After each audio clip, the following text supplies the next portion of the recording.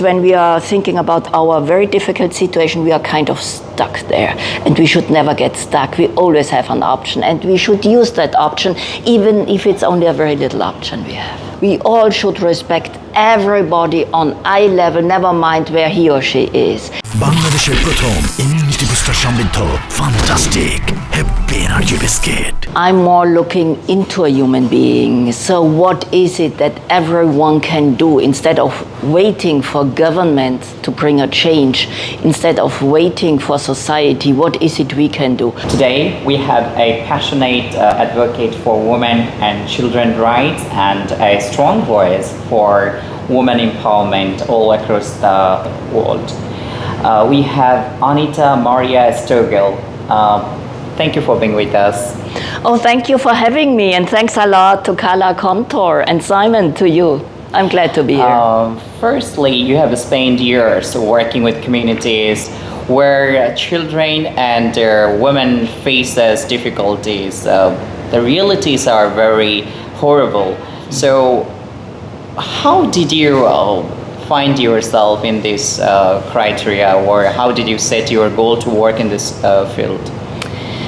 Actually, it started all out with a personal story. Already at a very young age, in my early 30s, I was among the highest ranking women in huge international corporations. And then others asked me, organizations asked me, Anita, how did you do it? You know, it's so tough for women, especially at that time, yeah? And first time I thought about it. Why is it easier for some women and not so easy for others? And having studied law, being an economist, I also became a therapist. I really wanted to understand what makes the difference inside people, that some can be successful and other women are having problems and are struggling. And since then, over decades, I really want to support women, and especially women and small children, to have an easier life. That is the turning point that made you dedicate to this field. Definitely it was. Because for me everything was natural and came naturally, and I realized this is not true for many, many other women. Oh, well, when we talk about the women empowerment and children's rights, it often becomes very abstract on the ground, on the field, but what basically means the empowerment? Is it like, when a woman finding her voice by struggling, or economic freedom? What do you think? It's a summary, it's like a puzzle of many pieces. I'm more looking into a human being. So what is it that everyone can do instead of waiting for government to bring a change, instead of waiting for society? What is it we can do? I totally agree, and I support a lot structural changes wherever needed, like safe spaces for women, skills development, all that. This is crucial, I believe.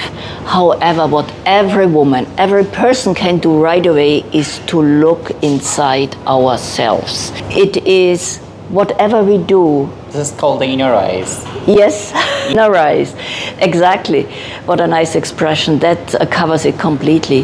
So everything we do has a price.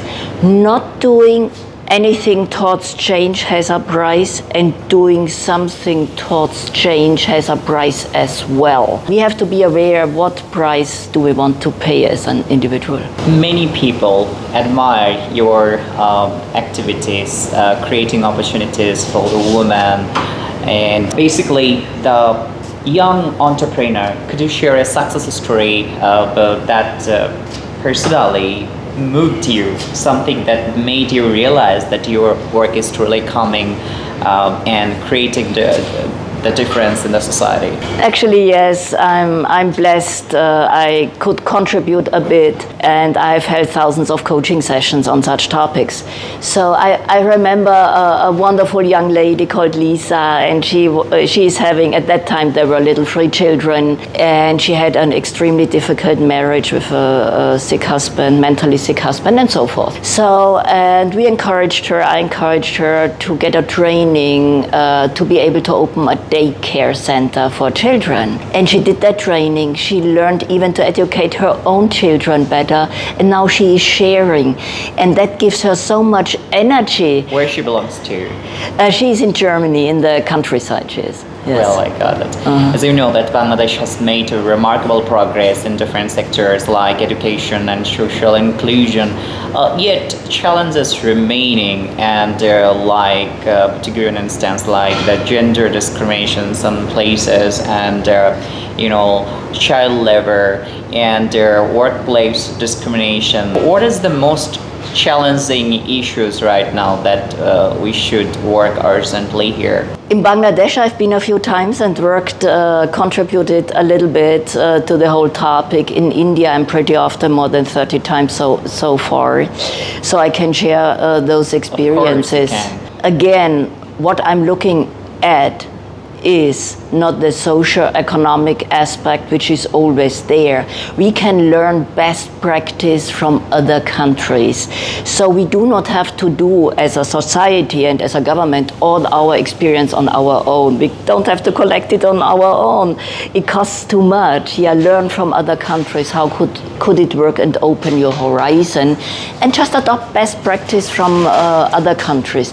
When it comes to individuals, also from India, I'm working with marginalized groups from the Northeast, and I could enhance a group there and help them, a group of women, to do better trading from crafts from their area, getting it to daily. Basically to make them self-reliant. Self-reliant, that's it.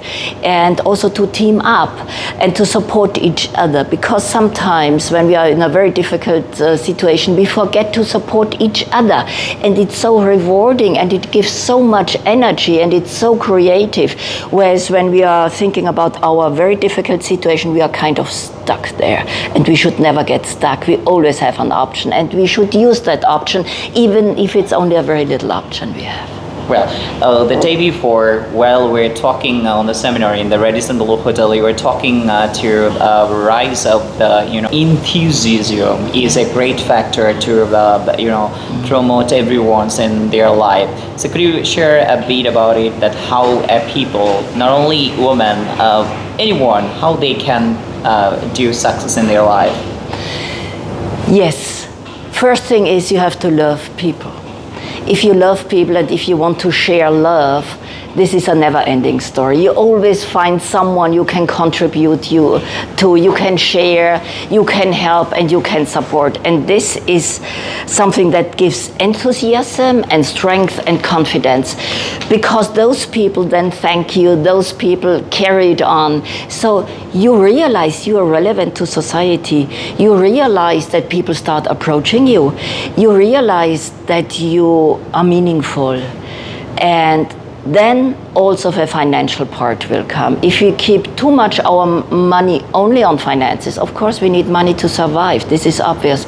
But if we reduce a human being to the monetary worth, this is not what is meant when we are connecting our souls. So it starts, we all should respect everybody on eye level, never mind where he or she is. And then we also gain that respect back.